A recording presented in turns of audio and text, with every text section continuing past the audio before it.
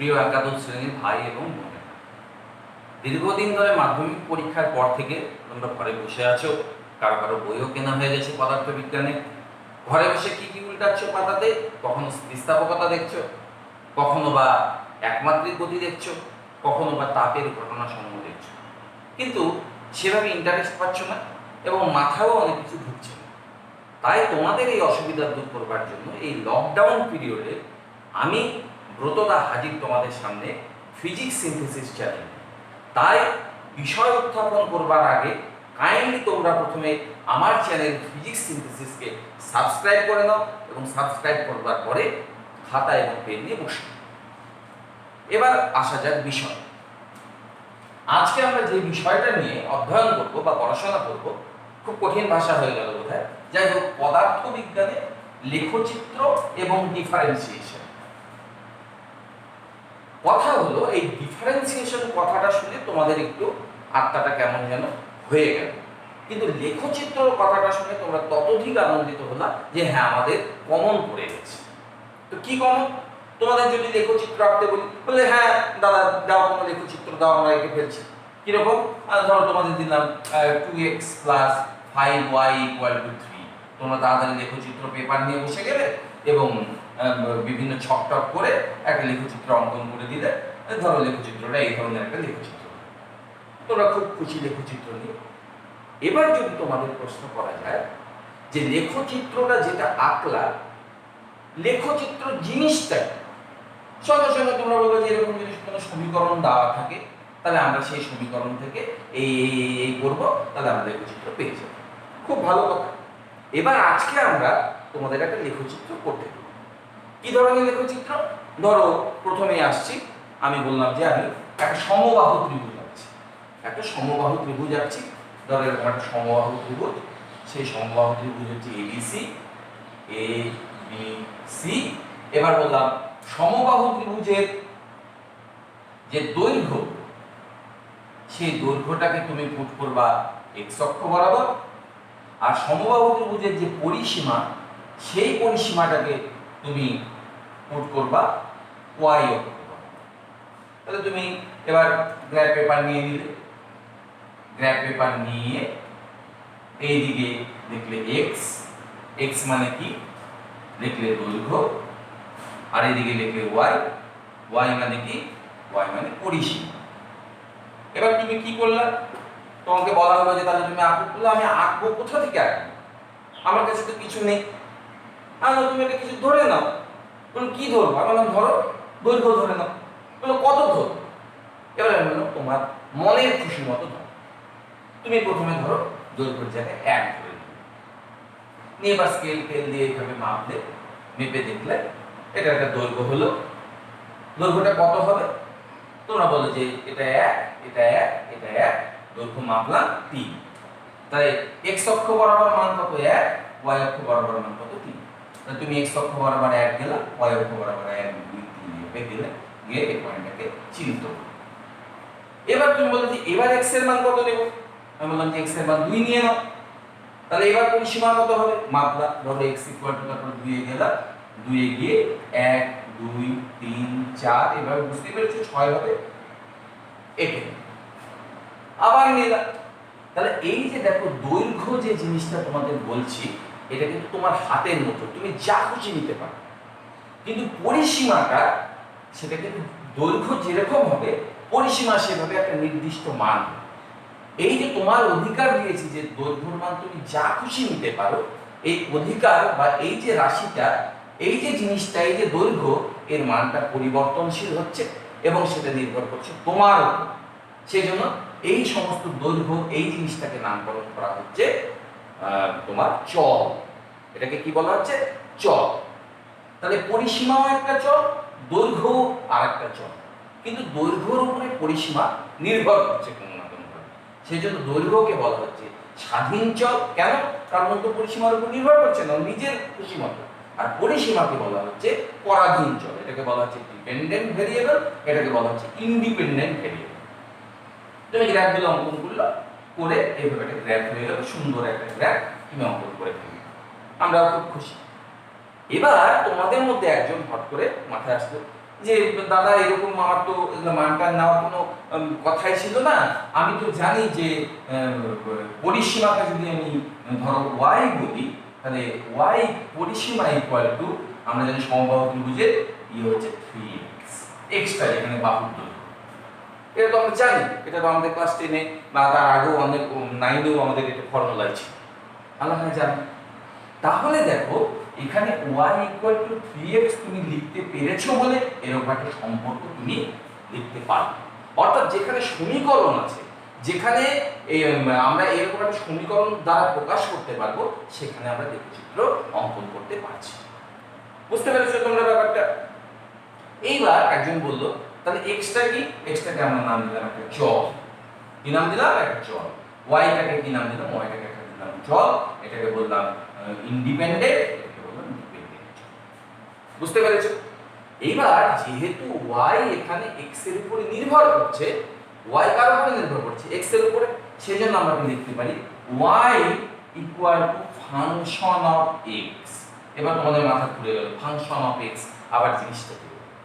Function of x মানে কোনো না কোনো ভাবে ওয়াই এক্স এর উপরে নির্ভর করছে, সেই নির্ভরতাটাকে আমরা এইভাবে দেখাচ্ছি, এটাকে বাংলায় বলা হয় ফাংশন অফ এক্স বা অপেক্ষক। এই জিনিসটাকে কি বলা হচ্ছে? অপেক্ষক। এবার কেউ বললো যে এখানে এরকম লিখলেন কেন? আমি যদি y equal to g of x লিখতাম তাহলেও হতো। মানে ফাংশন লেখার জন্য এখানে f ই লিখতে হবে কোনো অর্থ নেই, g p যা খুশি পারো তোমরা লিখে দিতে পারো। বুঝতে পেরেছো? তাহলে আমরা দেখলাম যেখানে y K function of x আকারে দেখা যাবে, সেখানে আমরা একটা লেখচিত্র অঙ্কন করতে পারবো। শুধু y না, পৃথিবীর যে কোনো দুটো ভ্যারিয়েবল চল আছে, সেই চলের মধ্যে যদি একটা সম্পর্ক থাকে, সেই সম্পর্কটাকে আমরা লেখচিত্রের মাধ্যমে প্রকাশ করতে পারবো। বুঝতে পেরেছো তোমরা নিশ্চয়ই? এইবার এই যে তোমাদের বারবার বললাম যে ফাংশন কাকে বলে, মানে ফাংশন জিনিসটা কি, তাহলে একটু তার জন্য অন্যভাবে একটা জায়গাতে যাচ্ছে। কিরকম? ধরো একজন বললো যে দাদা ভাই তুমি তো এইভাবে লিখবা, এইভাবে না লিখে যদি এরকম লেখা যেত, কি লেখা যেত যে y square equal to x, এটাকে কি আমি ফাংশন বলতে পারবো? তো তোমাদের স্বভাবতই মাথায় কি আসবে যে না, y কোনো না কোনো ভাবে x এর উপর নির্ভর করছে। এবার দেখা যাক যে x এর মান যদি 1 হয় তাহলে y এর মান কত হবে? তাহলে y স্কয়ার ইকুয়াল টু 1 দেখতে পাচ্ছি, তাহলে y ইকুয়াল টু কত হয়ে যাচ্ছে? Plus minus 1। তাহলে দেখো y এর দুটো মান বের হচ্ছে, কিন্তু ফাংশন হতে গেলে যদি x এর একটা মান থাকে তাহলে ওটারও একটা মানই থাকতে বাধ্য। বুঝতে পেরেছো? তার মানে একটা মানের জন্য একটা মানই পাবো, তাহলে এটাকে কিন্তু ফাংশন বলতে পারবো না। তাহলে y square equal to x, এটাকে কিন্তু ফাংশন বলতে পারবো না। কিন্তু একজন বলতে পারে যে এটা তো সম্পর্ক, এটা তো লেখচিত্রে প্রকাশ করা যেতেই পারে, তাহলে কিভাবে সম্ভব বা ফাংশনটা কিভাবে লেখা যেতে পারে? ধরো আমি যদি y square equal to x না লিখে x equal to y square, তাহলে কি হচ্ছে? ধরো তুমি y এর মান 1 বসাও, তাহলে কিন্তু x ইকুয়াল টু 1 হতে বাধ্য। তুমি যদি y এর মান -1 বসাও, তাহলেও কিন্তু x ইকুয়াল টু 1 হতে বাধ্য। তাহলে ওটার একটা মানের জন্য এটা কিন্তু একটা মানই পাচ্ছ। তাহলে দেখো ঘুরিয়ে লিখলাম, এখানে y টা হয়ে গেল ইন্ডিপেন্ডেন্ট ভেরিয়েবল, x টা হয়ে গেল ডিপেন্ডেন্ট ভেরিয়েবল।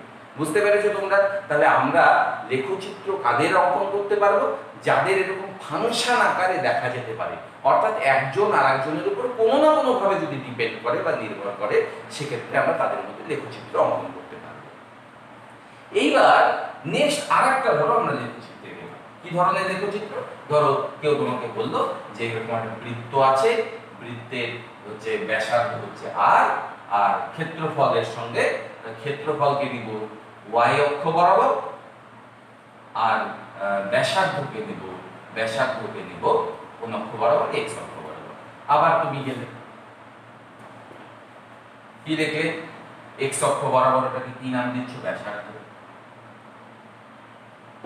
আর y অক্ষ বরাবর নামকে কি দিচ্ছ? ক্ষেত্রফল। এটাকে কি বলছো? ক্ষেত্রফল।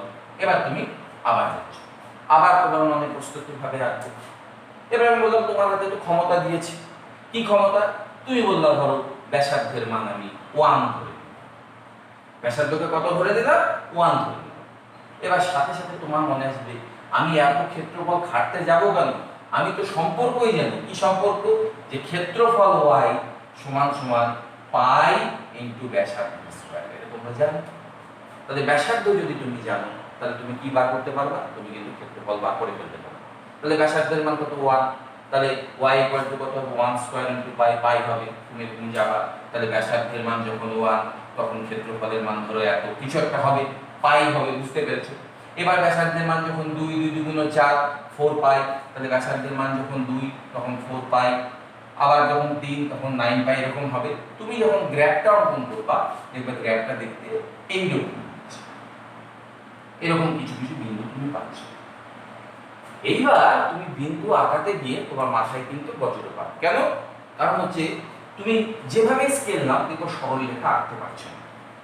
আবার এই দুটোকে যদি আঁকো তাহলে এটাকে জয়েন করতে পারছো না। তুমি এবার তখন জয়েন করে দিবে। কিভাবে জয়েন করবে? এই সবগুলোকে নিয়ে এইভাবে একটু জয়েন করবে। তাহলে দেখো লেখচিত্রটা এই ধরনের একটা ব্যাকা লেখচিত্র। বুঝতে পেরেছো? তাহলে তোমাদের মনে প্রশ্ন আসবে যে যে দাদা ভাই এবার আপনি কি করে বুঝছেন যে এই রকমই লেখচিত্রটা হবে? তার মানে লেখচিত্র আঁকার একটা কোনো না কোনো নিয়ম আছে। কিরকম নিয়ম? এর আগের বার যখন আমি অঙ্কন করেছিলাম কার সাথে কার সম্পর্ক, এর আগের বার অঙ্কন করেছিলাম হচ্ছে তোমার সমবাহু ত্রিভুজের পরিসীমার সাথে বাহুর দৈর্ঘ্য। পরিসীমাকে বলেছিলাম y, বাহুর দৈর্ঘ্য ছিল 3x। দেখো এখানে x এর যে মাথা, সেই মাথায় পাওয়ার হচ্ছে 1, y এর মাথায় পাওয়ার কত 1। এরকম এক ঘাত সম্পর্ক যখন হবে তখন গ্যারেন্টেড সেই সম্পর্কটা একটা সরল রেখার সম্পর্ক, একটা সরল রেখা। বুঝতে পেরেছো তোমরা? এবার দ্বিতীয়বার যখন আমি গেলাম কিরকম ক্ষেত্রফলের সঙ্গে ব্যাসার্ধের সম্পর্ক, ব্যাসার্ধকে বলেছিলাম কত x, ক্ষেত্রফলকে বলেছিলাম y, y ইকুয়াল টু কত ছিল পাই x স্কয়ার। yটা ছিল কি? yটা ছিল আমার ক্ষেত্রফল, আর xটা কি ছিল? xটা ছিল হচ্ছে ব্যাসার্ধ। তাহলে দেখো এখানে y এর ঘাত হচ্ছে 1 আর x এর ঘাত হচ্ছে 2। তাহলে এক ঘাত 2 ঘাত এটা কখনোই কিন্তু সরল রেখা হবে না। এই লেখচিত্রটার চরিত্র যেমন হবে সেটাকে বলা হয় অধিবৃত্ত। এটা হবে অধিবৃত্ত। কেমন দেখতে হবে? যেটা একটু আগে এঁকেছিলাম কিরকম, এটা হচ্ছে x, এটা হচ্ছে y। মনে রাখবা যেটার এক ঘাত, যার এক ঘাত তাকে কেন্দ্র করে অ্যাকচুয়ালি দুই দিকেই থাকে। তো আমি বাঁ দিকের নেগেটিভ ভ্যালুগুলো নেইনি বলে এই অংশটা কিন্তু আমি পাইনি। তাই জন্য আমি কোন দিক পেয়েছি? আমি ডান দিকের অংশটাই পেয়েছি। বুঝতে পেরেছো তোমরা? তাহলে আমরা কখন দেখবো সরল রেখা হবে? যখন এক ঘাত সম্পর্ক থাকবে। কখন দেখবো অধিবৃত্ত হবে? যখন এক ঘাত 2 ঘাত সম্পর্ক থাকবে। এরকম অনেক ধরনের সম্পর্ক তোমাদের আছে, যেই আকৃতিগুলো আমরা লেখচিত্রের মাধ্যমে অন্যভাবে বিভিন্নভাবে সেটাকে কি করতে পারি? প্রকাশ করতে পারি। যাই হোক, সেই নিয়ে কোনো একদিন পরবর্তীকালে আলোচনা করা যাবে। প্রথমে আমি তোমাদের লেখচিত্র কেন দরকার, মানে কিভাবে আঁকবো সেটা সম্পর্কে বিশ্লেষণ করলাম। এবার যাবো লেখচিত্রের প্রয়োজনীয়, কেন আমি আঁকবো, কোন ভাবে। তো তোমরা জানো যে বর্তমান কালে একটা রোগ করোনা বলে একটা ভাইরাস, সেই ভাইরাসটা আমাদের জীবনের একদম 12টা বাজে 13টা করে দিয়েছে। তো সেই পরিস্থিতিতে করোনা নিয়েই একটা উদাহরণ তোমাদের দিচ্ছি। ধরো কোনো একদিন ভারতবর্ষের তোমাকে বললো যে আমরা একটা লেখচিত্র অঙ্কন করতে চাই। কি লেখচিত্র? একদিকে হচ্ছে দিন সংখ্যা, আর একদিকে হচ্ছে করোনা আক্রান্ত সংখ্যা। করোনা আক্রান্ত, করোনা আক্রান্তকে নাম দিয়েছি y অক্ষ বরাবর, আর দিন সংখ্যাকে নাম দিয়েছি x অক্ষ বরাবর। এবার দেখবা এখন সমস্ত দিনই টিভি বা রেডিও, টিভিতে বা অন্য মোবাইলে তোমরা দেখতে পাচ্ছ যে এদের মধ্যে ওই প্রত্যেক দিনের রিপোর্ট। তো তোমার কাছে প্রত্যেক দিনের রিপোর্ট নেই, 3 দিনের রিপোর্ট আছে। কোন দিন? যে তৃতীয় দিন করোনা আক্রান্তের সংখ্যা ছিল ধরো 50, তাহলে 1 2 এরকম করে 50 অবধি গেল, এটা তৃতীয় দিন। তোমার কাছে পঞ্চম দিনের যে সংখ্যাটা ছিল, সেই পঞ্চম দিনের সংখ্যাটা ধরো তোমার কাছে ছিল 176, তাহলে তুমি এদিকে গেলা, দিন সংখ্যা যেহেতু 1 2 3 4 50 গেলে, এবার আক্রান্ত সংখ্যা কত? 176, এবং উঠতে উঠতে উঠতে উঠতে 176 পর্যন্ত। তারপরে দেখো দেখা গেল ষষ্ঠ দিন, 1 2 3 4 5 6, ষষ্ঠ দিনের সংখ্যাটা ছিল ধরো কিছু একটা, ধরো 219, তুমি এই বরাবর 219 হলো। এবার তুমি এই লেখচিত্রটাকে অঙ্কন করলে ধরো এভাবে জয়েন করবে, এভাবে তুমি জয়েন করবে। এবার দেখো এই যে রিপোর্টটা, এই রিপোর্টটা হচ্ছে 6 নম্বর দিন, এই যে রিপোর্টটা, এই রিপোর্টটা হচ্ছে 3 নম্বর দিন, আর এই এটা 5 নম্বর দিনে, আর এই যে রিপোর্টটা, এই রিপোর্টটা হলো 3 নম্বর দিনে। এই যে লেখচিত্রটা হয়ে গেল, এই লেখচিত্রটা আঁকার পর তোমার কাছে 3টা রিপোর্ট ছিল। 3 নম্বর দিনে কি ছিল, 5 নম্বর দিনে কি ছিল, 6 নম্বর দিনে কি ছিল। এবার তোমাকে একজন জিজ্ঞেস করলো, হ্যাঁ রে 4 নম্বর দিনে কত ছিল? তুমি দেখো এখান থেকে যদি 4 নম্বর দিনে যাও, তুমি যদি লম্বটা টেনে দাও, সেদিন সংখ্যাটা কত ছিল সেই সংখ্যাটা কিন্তু তুমি পেয়ে যাচ্ছ। বা আগামী দিনে 6 নম্বর দিনে এত আছে, তাহলে 10 নম্বর দিনে কত হতে পারে? গ্রাফটা যেদিকে যাচ্ছে একই হারে যদি থাকে, কততে পৌঁছাতে পারে সেই রিপোর্টটা কিন্তু তুমি পেয়ে যাচ্ছ। তা তোমার কাছে ডেটা ছিল কটা? 3টা। 3 নম্বর দিনে, 5 নম্বর দিনে, 6 নম্বর দিনে। এখন ডেটা আছে কত দিনে? যে কোনো দিন তুমি ব্যাখ্যা করতে পারবে যে অন্য কোনো দিনে কত হবে, যদি একই হারে বৃদ্ধি পেতে থাকে। বুঝতে পেরেছো? তাহলে লেখচিত্রের যে ফায়দাটা ওখানে, যে আমার কাছে মান থাকবে কম, কিন্তু লেখচিত্র অঙ্কন যদি করি, করার পর আমার কাছে কিন্তু অসংখ্য ডাটা আমার কাছে চলে আসবে, কোন দিনে কত কি হবে না হবে সমস্ত কিছু কিন্তু আমরা ব্যাখ্যা করে দিতে পারবো এই লেখচিত্রের সাহায্যে। সেই জন্য লেখচিত্রের গুরুত্ব আমাদের পদার্থবিজ্ঞানে অপরিসীম। মানে তোমাকে যে কোনো জিনিস লেখচিত্র দিয়ে কিন্তু এরপরে ব্যাখ্যা করতে হবে। তো এই হয়ে গেল আমাদের লেখচিত্রের গল্প। এবার তোমাদের দুটো লেখচিত্র নিয়ে আমি একটু গল্প করছি। কেন? লেখচিত্র যখন হয়ে গেল, নেক্সট স্টেপ আমাদের আসতে হবে ডিফারেন্সিয়েশন। ডিফারেন্সিয়েশনের বাংলা কি? ডিফারেন্সিয়েশনের বাংলা হচ্ছে অবকলন। তাহলে অবকলন বা ডিফারেন্সিয়েশন দিয়ে এবার বলবো এরকম। ধরো তোমার কাছে একটা লেখচিত্র কেউ আঁকতে দিয়েছে। কিরকম লেখচিত্র? ধরো y = 3x + 2, এরকম একটা লেখচিত্র অঙ্কন করতে দিয়েছে।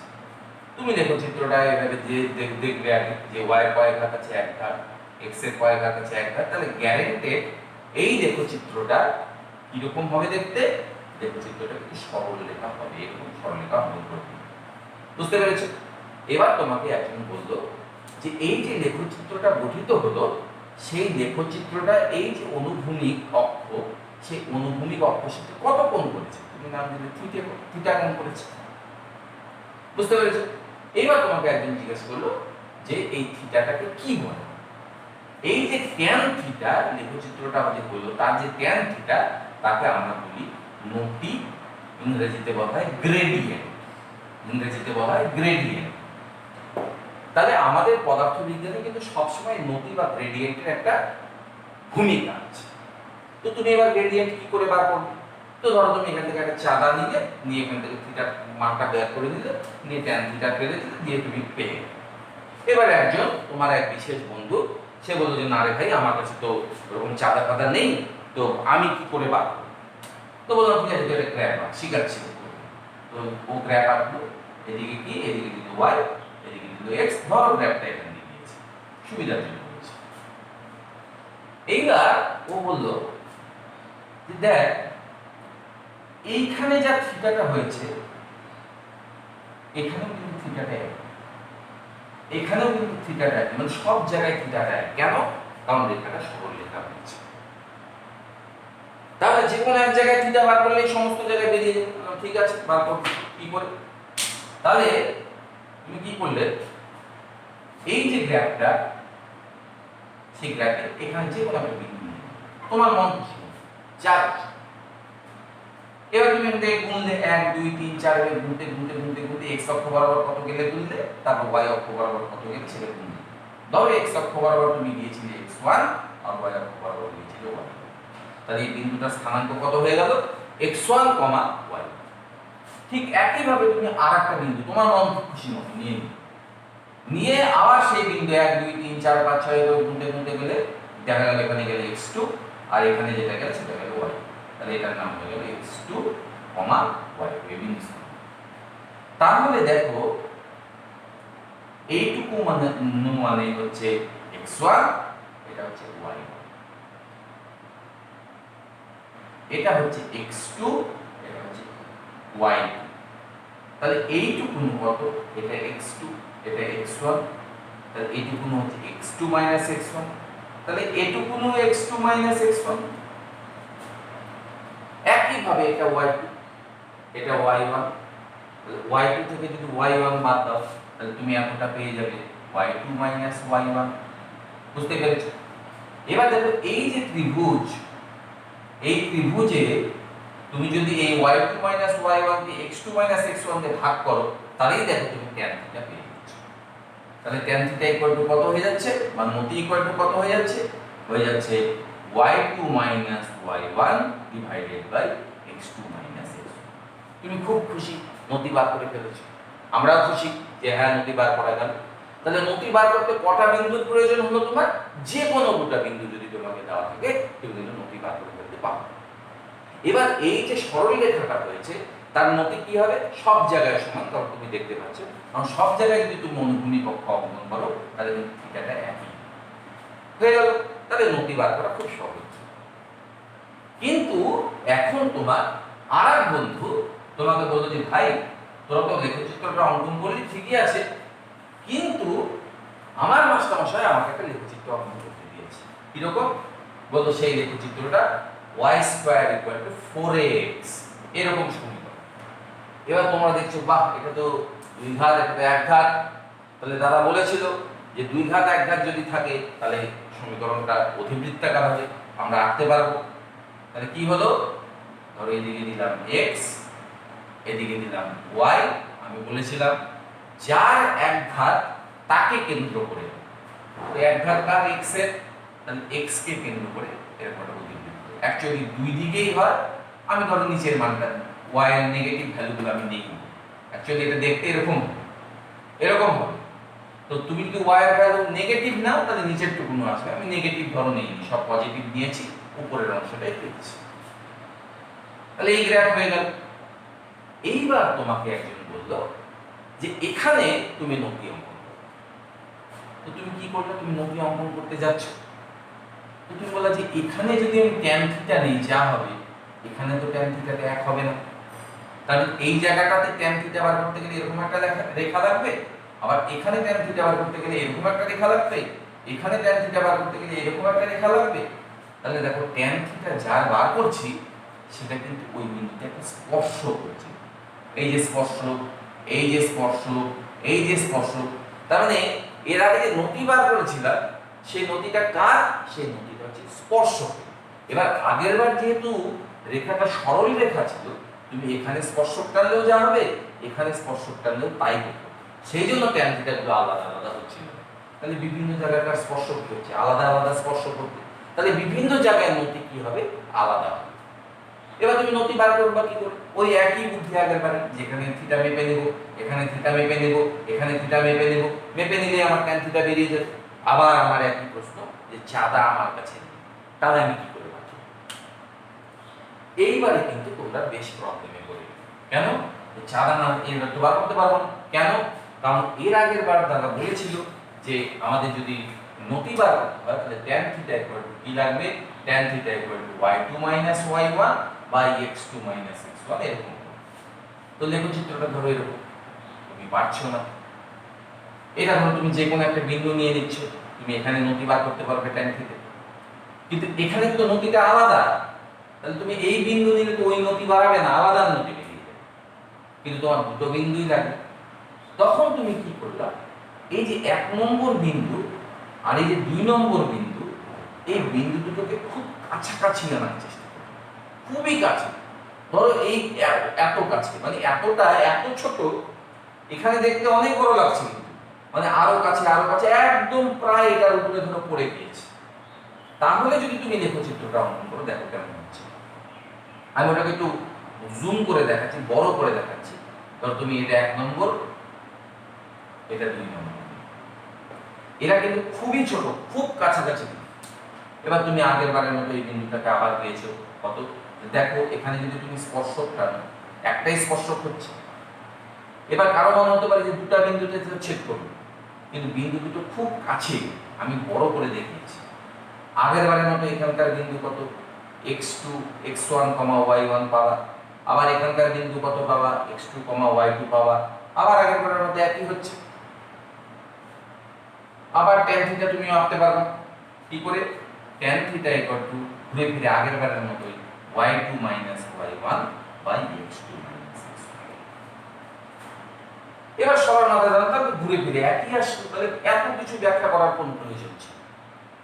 কিন্তু এবার এই যে দুটো বিন্দু, সেই দুটো বিন্দু খুব কাছাকাছি অবস্থিত। খুব কাছাকাছি অবস্থিত মানে যে y1 আর y2 এদের যে ডিফারেন্সটা, সেই ডিফারেন্সটা কিন্তু খুবই ছোট। আবার x2 আর x1 এদের যে ডিফারেন্সটা, এই ডিফারেন্সটাও কিন্তু খুব ছোট। সেই জন্য এই ছোটটাকে তখন আর আমরা এইভাবে লিখবো না, এটাকে লিখে দিব dy আর এটাকে লিখে দিব dx। কেন লিখতে পারছি? যে dx এই যে ছোট জায়গাটা, এই যে x থেকে x এর এই x2 থেকে যে x1 এর পার্থক্য, এই পার্থক্যটা এত ছোট, সেই ছোটটা প্রায় 0, মানে x2 আর x1 প্রায় একই জায়গায় কিন্তু একই জায়গায় না, এইরকম আর কি, খুবই কাছাকাছি, মানে এই ছোট্ট পুচকি একটুখানি। তাহলে dx টা কিন্তু 0 এর কাছাকাছি। এই জিনিসটাকে নাম দিচ্ছি কি dy বাই dx। এই যে dy বাই dx লিখলাম, তাহলে দেখো dy বাই dx লিখলে কিন্তু আমি নতি পেয়ে গেলাম। কোথায় নতি পেয়ে গেলাম? ওই বিন্দুতে কিন্তু নতি পেয়ে যাচ্ছে। এই যে dy বাই dx, এটাকেই বলা হচ্ছে ডিফারেন্সিয়েশন বা ডিফারেন্সিয়েশন বা বাংলায় বলা হচ্ছে অবকলন। তাহলে অবকলন মানে কি পেলাম? dy by dx। dy মানে y এর পার্থক্য, dx মানে x এর পার্থক্য। কিন্তু কেমন পার্থক্য? খুবই ছোট পার্থক্য, এত ছোট পার্থক্য যে সেটাকে মানে কাউন্ট করা যাবে না, প্রায় 0 এর কাছাকাছি, এত ছোট পার্থক্য। বুঝতে পেরেছো? তাহলে তাহলে আমরা কিন্তু নতির মান বের করে ফেলতে পারলাম। ডিফারেন্সিয়েশনের প্রাথমিক যে কনসেপ্ট, সেই কনসেপ্টটা আমাদের আসলো।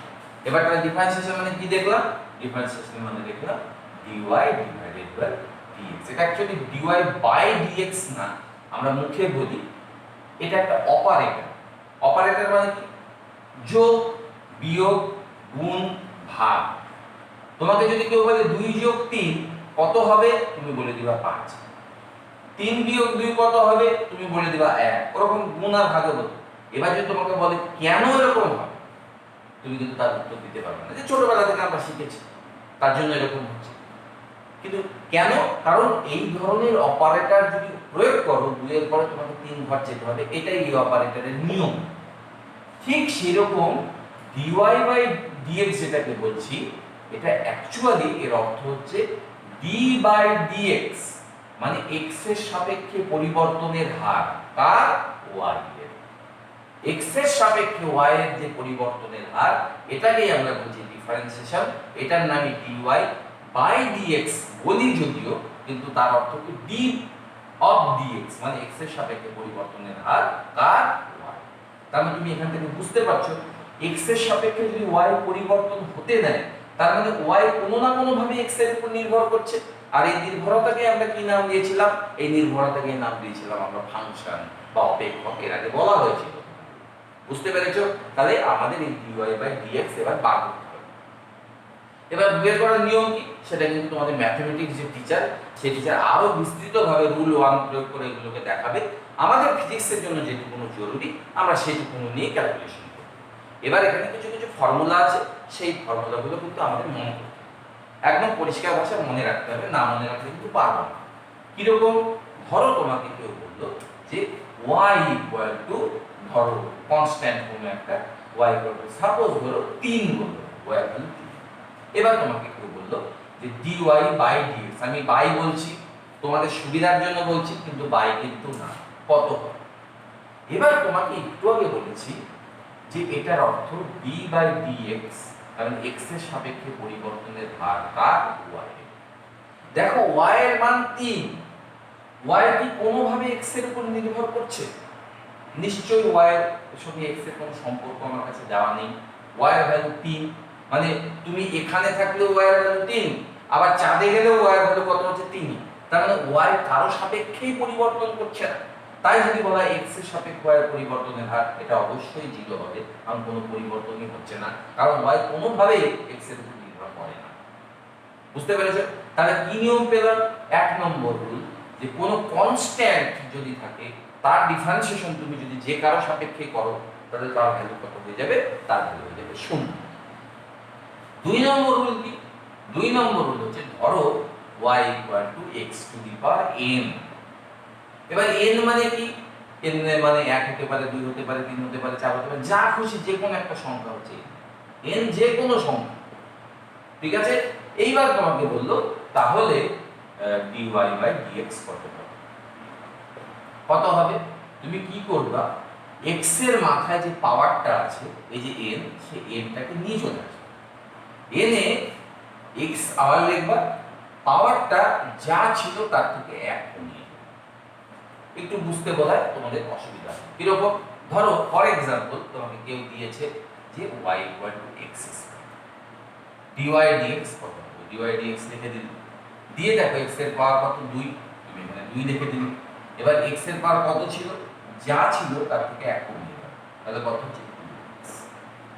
খুবই সোজা নিয়ম, তোমরা শিওর বুঝতে পারবা, এটা কোনো অসুবিধাই নেই।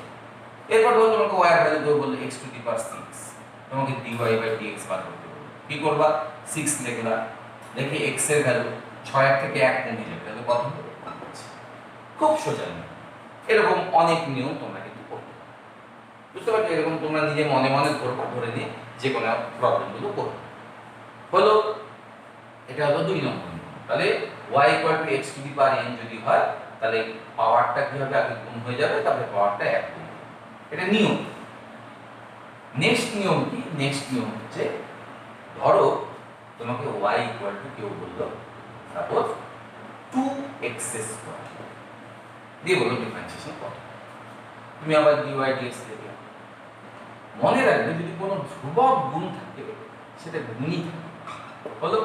এবার x² দিয়ে করার নিয়ম কি তুমি একটু আগে ভালো করে বলেছি, কি যে যা পাওয়ার আছে পাওয়ার চলে আসবে, আর কি হয়ে যাবে, যা পাওয়ার ছিল 2 থেকে 1 কমে যাবে, তাহলে কত হয়ে যাবে? 1 হবে, মানে x, তার মানে কত হয়ে যাবে? 4x।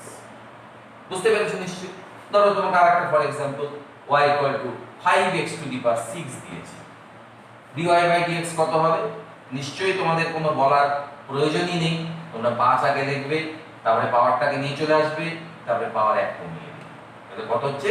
30x টু দি পাওয়ার 5। খুবই সোজা নিয়ম, আশা করি তোমরা এটা পরিষ্কার ধরে ফেলতে পেরেছো। 3 নম্বর নিয়ম চলে গেল।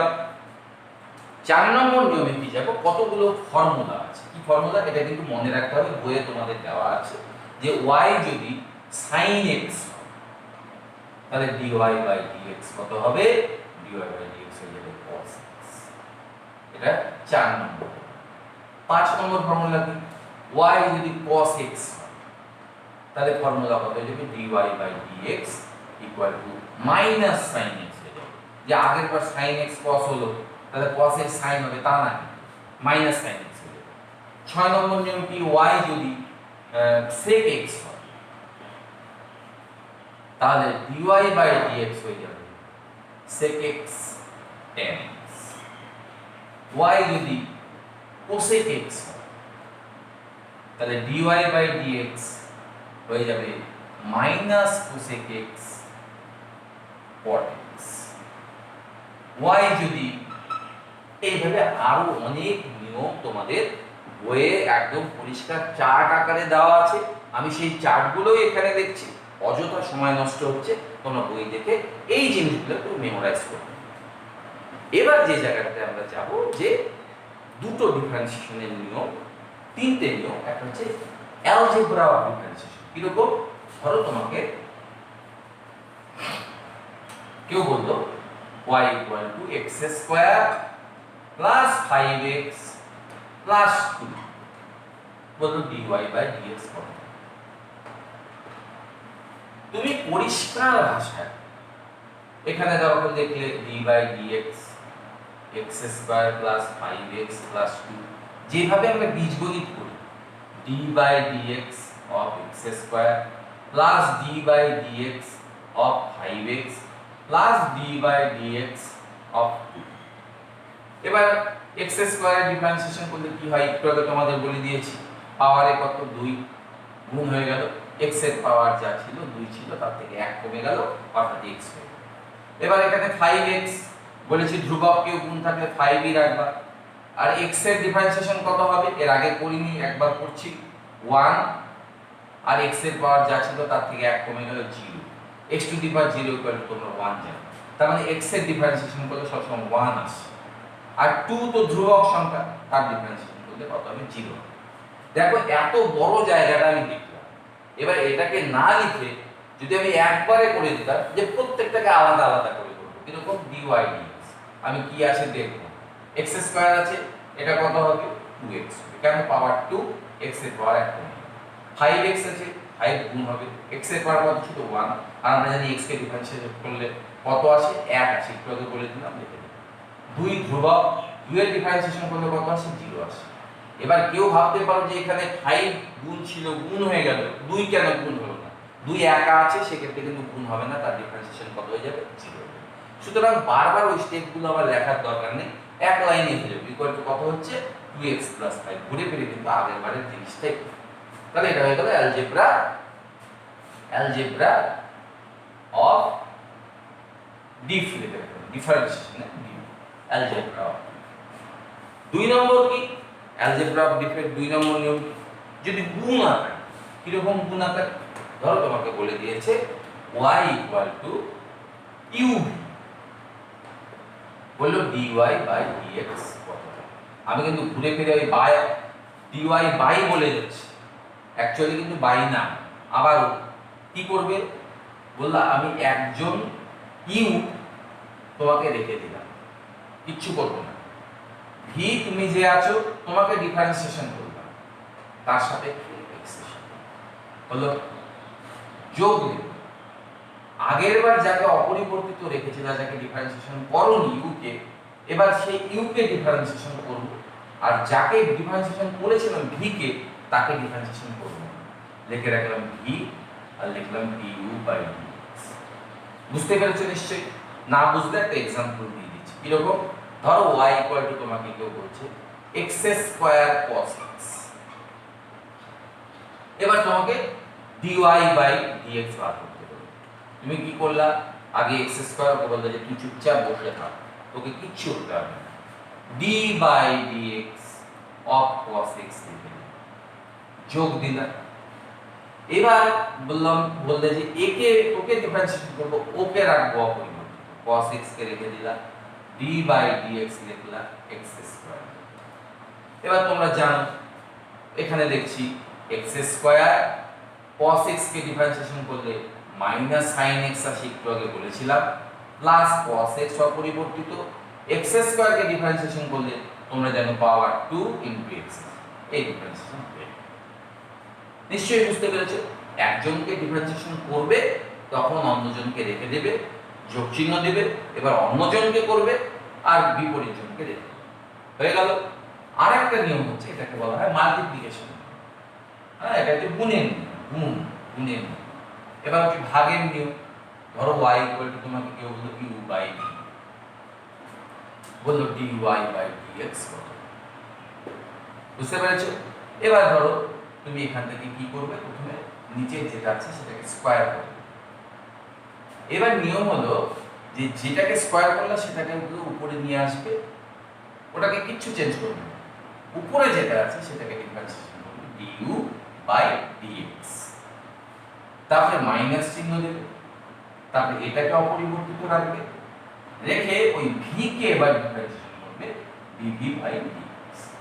ফর एग्जांपल আগের বারের অঙ্কটাই নিচ্ছি, ধরো y ইকুয়াল টু তোমাকে কেউ নাম দিয়েছে x square by cos x, তুমি কি করবে, dy বাই dx বার করতে বলেছে, প্রথমে নিচে যা আছে তার স্কয়ার করবে, অর্থাৎ cos স্কয়ার x, এবারে cos x কে উপরে নিয়ে গেলে লিখলে d by dx of x square, তারপরে মাইনাস চিহ্ন দিলে, দিয়ে এবার x স্কয়ার কে অপরিবর্তিত রাখলে d by dx of cos x,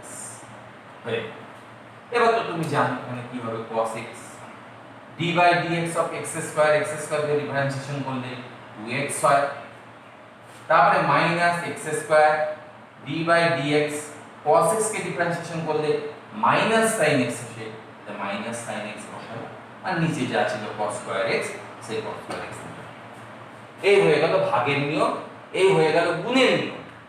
এইবার আমাদের অনেক সময় একটু বিভ্রান্তি তৈরি হয়। কিরকম বিভ্রান্তি? ধরো তোমাকে কেউ এরকম একটা দিয়েছে y = 4x, দিয়ে বললো dy/dt কত। তুমি তো আগের বারের মতো 4x আছে করে দিলাম, কিন্তু দেখো এখানে y x এর ফাংশন, তাহলে y কে x এর সাপেক্ষে ডিফারেন্সিয়েট করা যায়, কিন্তু তোমাকে বলছে y টাকে t এর সাপেক্ষে করতে, তাহলে তো ডিফারেন্সিয়েশন হবে না। তাহলে যদি y কে t এর সাপেক্ষে ডিফারেন্সিয়েশন করি তাহলে কত হয়ে যাবে? অবশ্যই 0 হবে। এবার একজন ভদ্রলোক বলল যে না, t যদি আবার কোনোভাবে x এর উপর নির্ভর করে, আমরা কি রকম? ধরো y = 4x আর ধরো t = x, তোমাকে বার করতে বলেছে dy/dt। তুমি কি করবে? এটা পরে করছি, তুমি আগে dy/dx বার করে দেবে। তো dy/dx বার করলে কত হবে? এখান থেকে উপরে দেখতে পাচ্ছ 4 আর x কে করলে 1 আছে, তুমি জানো না, তাহলে 4 আছে। এবার তুমি এখান থেকে t আর x এর দিকে জানো, তুমি dt/dx বার করো, কত হবে? তুমি dt কে যদি dx এর সাপেক্ষে ডিফারেন্সিয়েট করো, ডান দিকে x² আছে, তাহলে এখানে কত হয়ে যাবে? 2 × x। এবার তুমি এটাকে এটা দিয়ে ভাগ করো, তাহলে দেখো dy/dx আসছে, বাই dt/dx আসছে, ওখানে ছিল 4, নিচে ছিল 2x। এবার দেখো নিচে dx কেটে যাচ্ছে, এবং কাটা যায় না কিন্তু বলতে হয়, তাহলে দেখো কত চলে আসে? dy/dt = 2 আর 4 কাটাকাটি দিয়ে 2x। এবার যদি t কোনোভাবে x এর উপর নির্ভর না করতো, তাহলে তোমাকে dt/dx কত লিখতে হতো? 0 লিখতে হতো। বুঝতে পেরেছো? তাহলে এখান থেকে y টা তাহলে কিন্তু dy/dt, যেহেতু y কোনোভাবে t এর উপর নির্ভরই করছে না, কারণ t x এর উপর নির্ভর করছে না, তাহলে dy/dt টা কত হতো? অবশ্যই 0 হতো। কেন? কারণ y কোনোভাবে t এর উপর নির্ভর করে। তো এই হয়ে গেল আমাদের পদার্থবিজ্ঞানের লেখচিত্র এবং ডিফারেন্সিয়েশনের প্রাথমিক ঘটনাগুলো। ডিফারেন্সিয়েশনে আরো কিছু নিয়ম আছে, প্রথম দিন যদি অতটা তোমাদের দিয়ে দেই তাহলে কিন্তু তোমাদের পক্ষে একটু অসুবিধা হবে। আমি পরপর এই লকডাউন পিরিয়ডে তোমাদের পিরিয়ড নিয়ে যাব, তাই আবার শেষ করবার আগে বলছি যে কাইন্ডলি তোমরা আমার চ্যানেল ফিজিক্স সিনথেসিস চ্যানেলটাকে কিন্তু সাবস্ক্রাইব করে নাও, কারণ প্রত্যেকদিন নিত্য নতুন ভিডিও নিয়ে আমি তোমাদের সামনে হাজির হব এবং আশা করি তোমরা উপকৃত হবে। আর আমার চ্যানেলের নাম ফিজিক্স সিনথেসিস। আবার বলছি যে সমস্ত ভিডিও শেষে আমি একটা কথা বলি যে every thesis has an antithesis, প্রত্যেকটা থিসিসের একটা অ্যান্টিথিসিস আছে। তো আমিও পড়ালাম, সেখানেও কিছু না কিছু থাকবে, দোষ গুণ ভুল ঠিক সব থাকবে। তো সিনথেসিস বার করবার দায়িত্বটা কিন্তু ছাত্র ছাড়া কারো নেই। তো তোমরা ভাই এবং বোনেরা আমার সিনথেসিস কি হচ্ছে সেটা তোমরাই বলবে, কিসের মাধ্যমে? ওখানে লাইক বা ডিসলাইক অপশন আছে সেখান থেকে, আর সাবস্ক্রাইব করবার মাধ্যমে। এই বলে আজকে তোমাদের 11 অর্থাৎ পৌনে 11, কারণ তোমরা এখনো 11-এ ওঠোনি, সেই পৌনে 11-এর প্রাথমিক ক্লাস শেষ করলাম। আবার দেখা হবে